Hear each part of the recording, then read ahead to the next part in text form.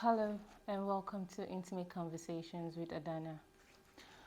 Uh, so today we'll be talking about what's been going on, what's all over the news with regards to domestic violence. It's been a rough week or rough previous week. It's been from one news to the other for women dying. Of course, this is not a new occurrence. Domestic violence has been taking lives of people in situations and marriages where domestic violence happens. But lately, on our social media platforms, on news channels, there's been series of deaths, so many. The most popular or the most impactful one so far has been the death of the gospel artist Osinachi. And it's very terrible that we had to lose someone so vibrant, someone so young so soon. And it's really, really sad that even in 2022, we are still talking about stigma attached to walking away from an abusive relationship, stigma attached to walking away from a bad marriage, stigma attached to just living for yourself. It's really terrible that a life has to be lost before everyone starts to give hot takes, and all of a sudden all of the people who make it so hard for people to even leave their marriages in the first place have turned around and started to say different things.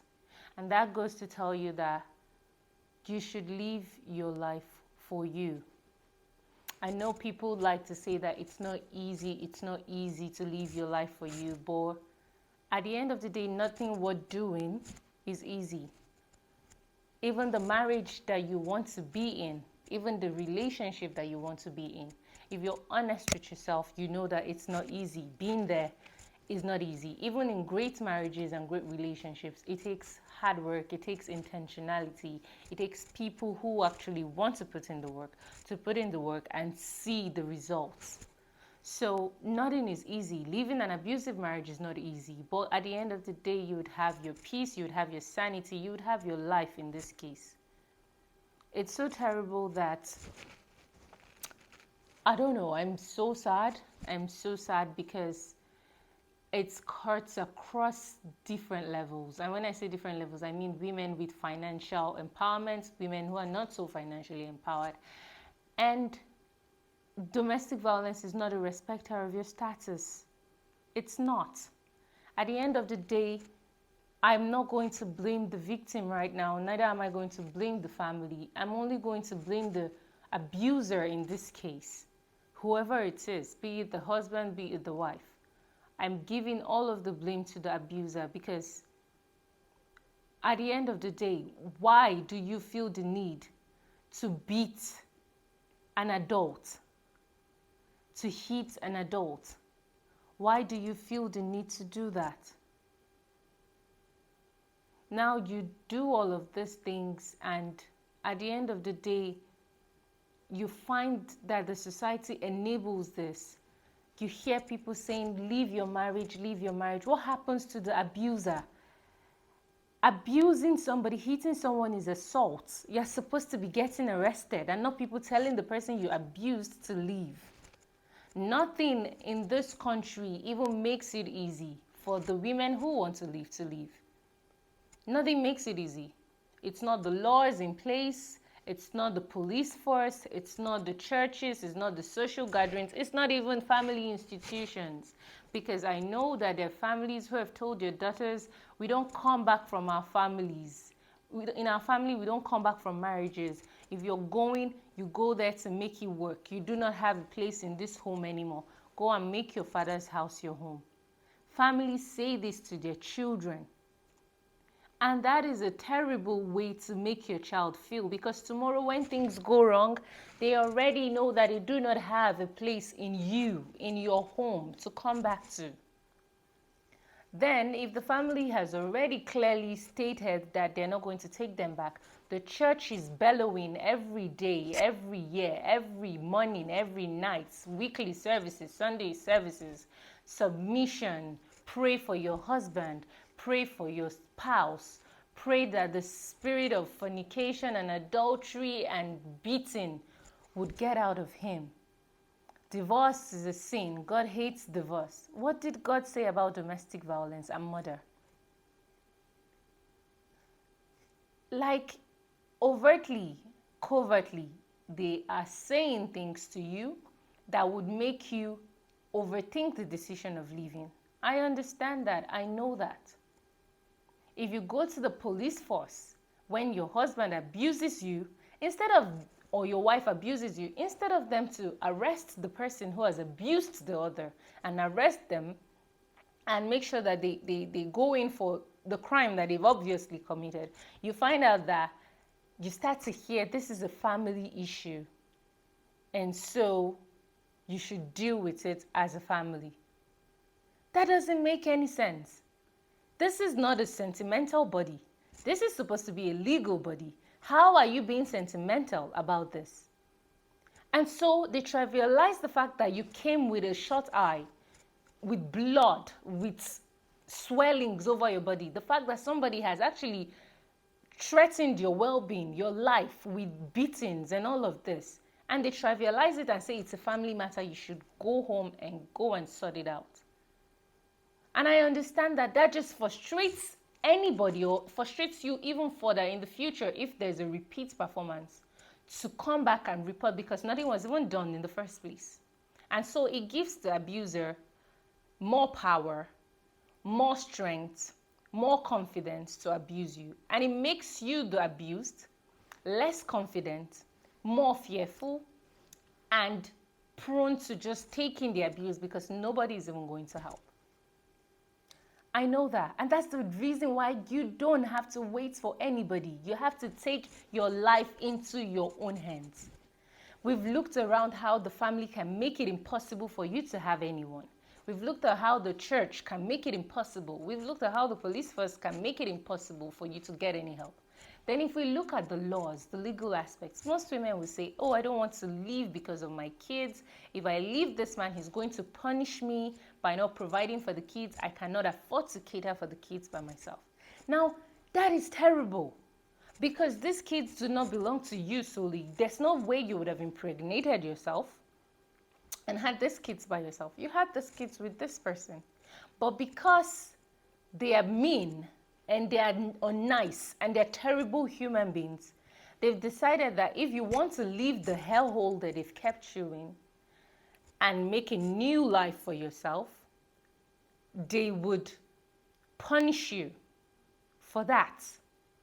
It doesn't matter that they're punishing their kids in the process. And all of the love they claim to have for their children is in the mud.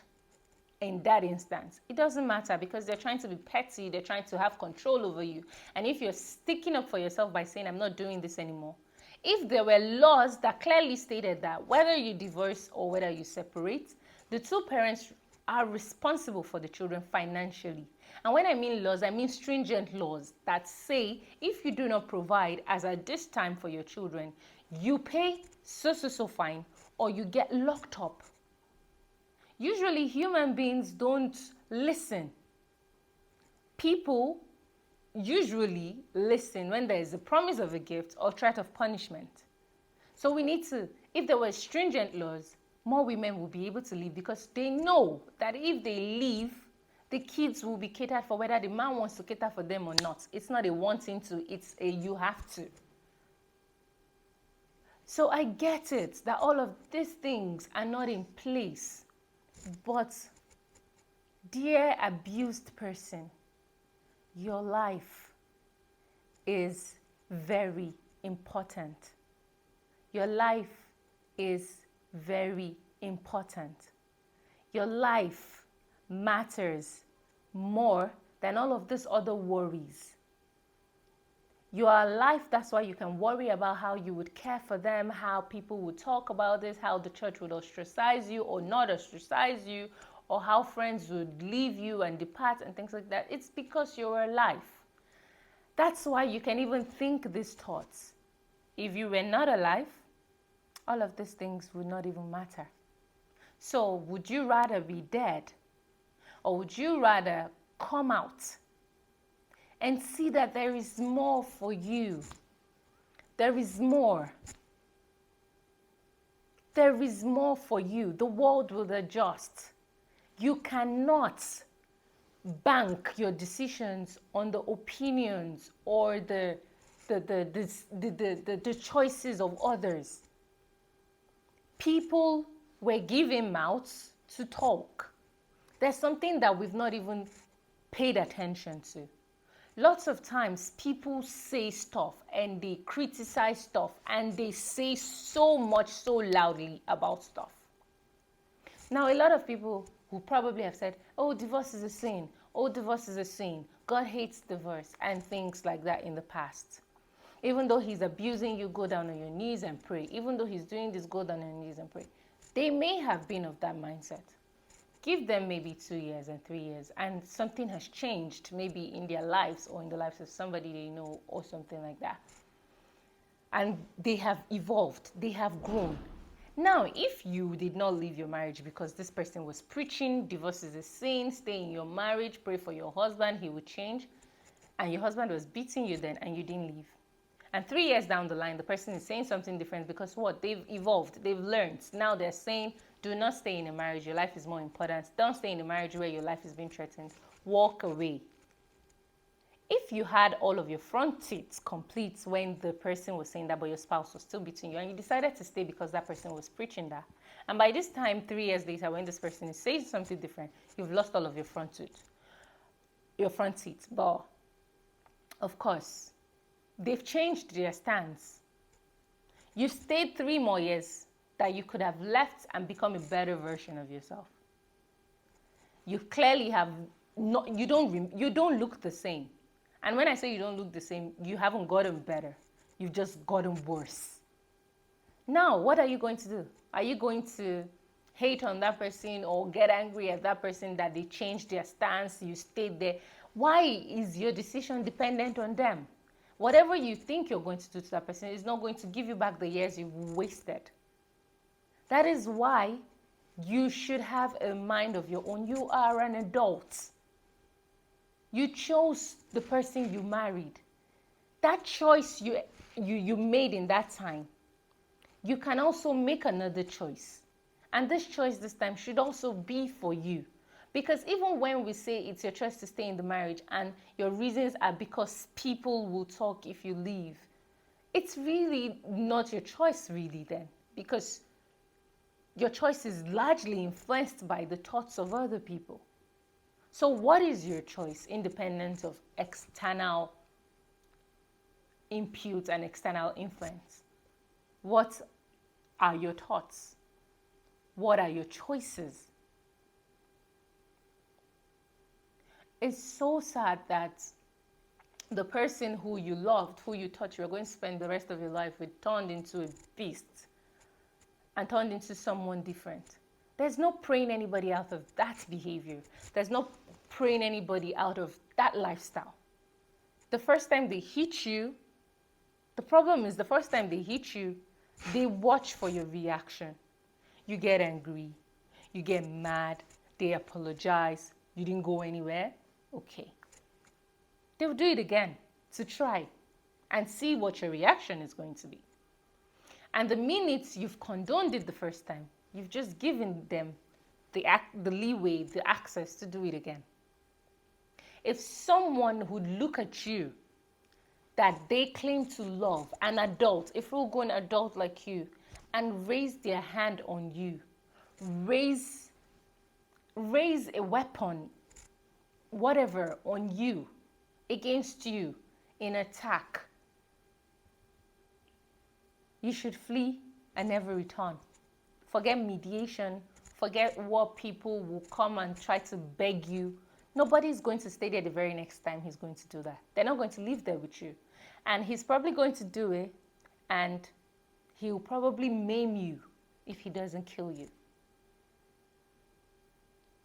That kind of a life, this life as an adult is hard enough. To add this kind of abuse to it, verbal, emotional, mental, physical, any sort, you shouldn't. You should love yourself generously. And if you love yourself generously, you would not even take the slightest. A single slap would be the end of the road. We need to grow our self-esteem as people. We need to love ourselves fiercely. We need to choose us.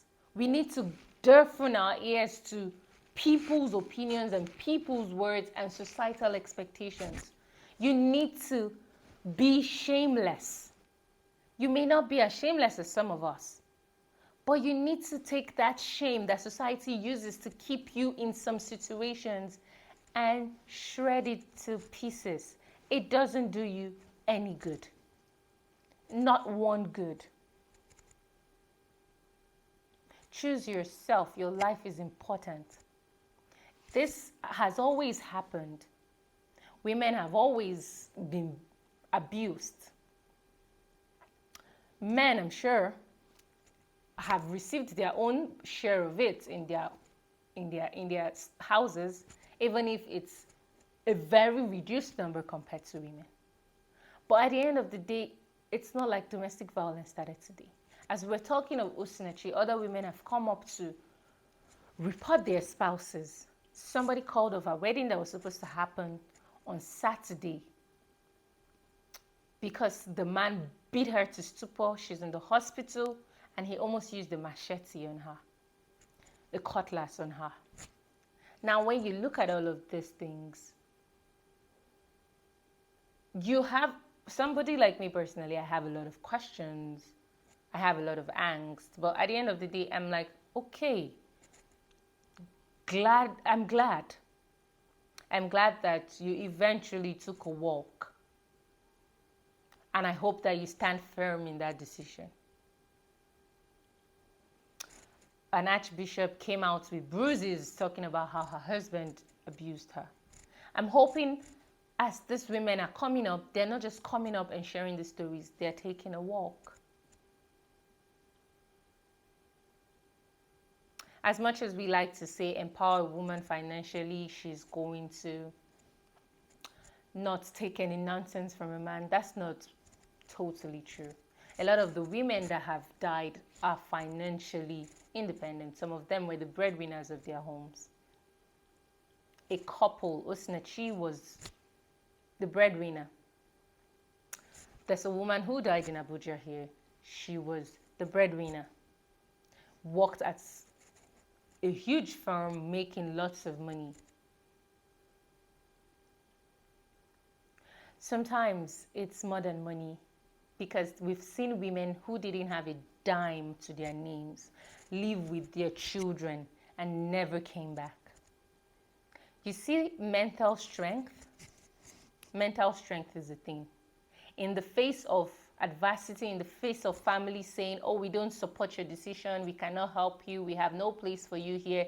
In the face of the church saying, oh, we would ostracize you, you're no longer a member of the church, you've fallen short of the glory, you've sinned against God, you should go back to your husband if you were really a child of God. In the face of all of that, in the face of going to the police station to report and they say, go back home and be a submissive wife or sort it out with your family, some women have stood their ground, suffered, and left and never returned. They didn't have money. They had the mental strength. They had some love for themselves. Because I would say some love because they stayed for a few years and they took it. But they found that love for themselves and redeemed themselves in their eyes and took a walk. Some women did not stay more than the first day. Some women have married 5 husbands and they will continue to marry as long as the men keep messing up. You are not going to shame them into staying in terrible marriages. Those women love themselves.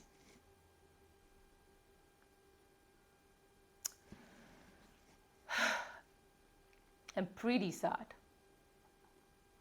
I'm pretty sad. I've just been dodging all the videos, trying not to watch anything that would trigger me because I'm triggered and I feel very helpless. I feel very helpless because there's only so much you can do. I'm talking now and I'm hoping that somebody is listening to me and knowing that these abusers never really change. Most of them who change, something drastic had to happen to them. And when I mean something drastic, probably something life-threatening happened to them. So if you're waiting to pray away the spirit of abuse from somebody, you'll be praying for a long time. So it's my hope that more people in abusive relationships take a walk, because nobody deserves an abuser. That situation that you're in that threatens your life, that threatens your peace, that threatens your general well-being, you don't deserve it. Nobody even deserves it. So why are you putting up with it? The people that you're worried about, these imperfect people in this world, all of us that are figuring out life, all of us that make mistakes on a daily basis and forgive ourselves, all of us that are hypocrites, easily hypocrites. Like, it's so easy for us to be hypocrites. Are this the people that are making you stay in a situation that threatens everything that makes you a human being? No. No. You have to be shameless in this regard. You have to not give a hoot in this regard. If you say you're staying for your children, you're just building damaged humans. You're grooming damaged humans. You're grooming people who would abuse people. You're grooming men that would look at abusing women as a norm. Because they've seen you take it. They've seen it continue to happen consistently. They've seen you not do anything about it. So they think it's all right. You give birth to daughters that would think that it's part of their duties as wives to accept beatings from their husband. Or you've had daughters that would raise their hands tomorrow against their husbands. You're just damaging your children. I've heard people say, some women will say, if a real man will beat them up, that they like their men to rough handle them once in a while, because there's a part of it that turns them on and makes sex pleasurable. You have a problem, sis. I'm sorry, but you have a problem. If you want to practice BDSM, please wait when you get into the bedroom and when it's sex time to do that. Don't carry domestic violence and normalize it. It's not normal. You are not normal. You need to seek help. You need to see a therapist. There's nothing normal about domestic violence, because I don't understand how somebody who has abused you, whether physically or mentally or verbally, wants to touch you and it's all right by you. And you think it's normal. One of these days, they will hit your head against the wall and probably have sex with your corpse, because you would have hit your head badly and died. And they will probably not know, because what? They think that's the norm for you. You're always so turned on when you get hit. It's not normal. There's nothing normal about that. There is nothing normal.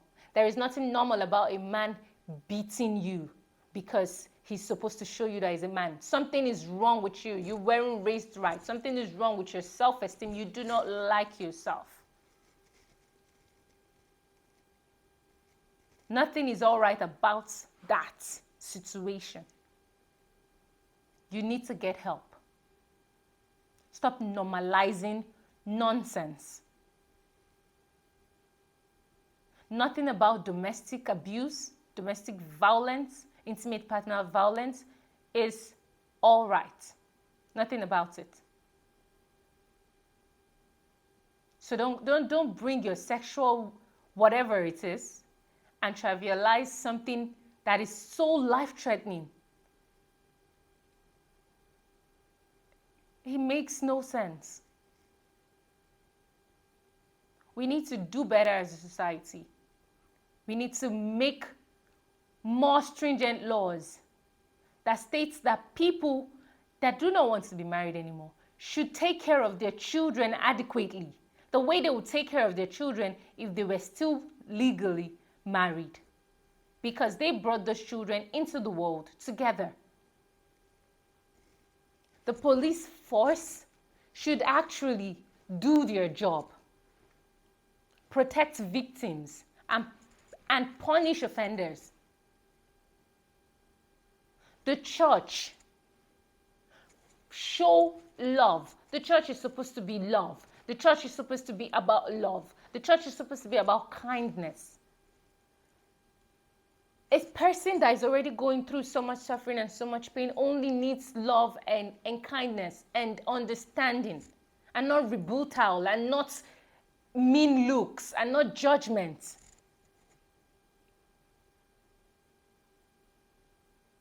If this was the case, if there were open arms and warmth and hugs and love and unconditional love in the churches, more women, because more women go to church, more women are in church every Sunday, more women are listening to these pastors drill it into their brains that domestic violence is supposed to be prayed away. If instead it was being drilled into their heads at weekly services and Sunday services that this place is a safe house where you can come in from this kind of situations, it doesn't even have to get there. It may be verbal abuse, it may be threats or physical abuse. You can come here and with open arms, loving arms, we'll provide you shelter, we'll provide you care, we'll provide you love, we'll provide you support, we'll provide you encouragement. There'll be less deaths. And there'll be less men doing this with effrontery. There'll be less women abusing their spouses with impunity. If the family unit told their children, my home is always open to you. You are my child. You'll always be my child till the day that you die. I love you. My arms, my home is open to you. You can come back here anytime. Whatever goes wrong, I will always have your back. More women, more men would know that they have support. We need to do better. We need to be kinder with our words. We need to know this, that from the get-go, nobody goes into marriage with the mindset of leaving the marriage. Stop ridiculing those who take the bold step to get out of this. You know how marriage is such a huge thing in this part of the world. When these women or these men take a step out of their marriages, stop ridiculing them. Especially the women. Stop ridiculing them. Stop gossiping. Stop being so mean towards them. They didn't do anything terrible. The person you're supposed to be mean towards is the abuser. But somehow the victim gets to be blamed. They didn't do anything but take their lives into their hands and fight for their freedom to live healthy lives. Be kinder, people. We have to do better. Not everyone has the mental strength to take the bullying and to take the side talks and the bad eyes and the gang-ups. Some of us, we have thick skin. We don't care. We will hear the side talks and we'll come to your front and ask you to speak to us in front of our faces. That is some of us. Not everybody can be that strong. So understand that and be nice. So that you don't come and start giving hot takes and blaming the victim even when they're dead. I'm pretty sure those women who have died, if they knew how badly they would be blamed, the same way they didn't want to be blamed when they were alive, they would have chosen their lives instead of just staying back and now dying from a situation like this. I hope that in our little capacity, wherever we find ourselves, we're a little kinder, we're a little more helpful, and that we see domestic violence for what it is. It's a menace, it's a crime, and it's a thief that will continue to steal people, valuable people, from us if nothing is seriously done about this. Thank you for listening. I hope we have something more upbeat to talk about on our next video, because we need better news on our feeds. Please subscribe to our channel if you haven't, and follow us on Instagram at Intimate Converse with Adana. Thank you.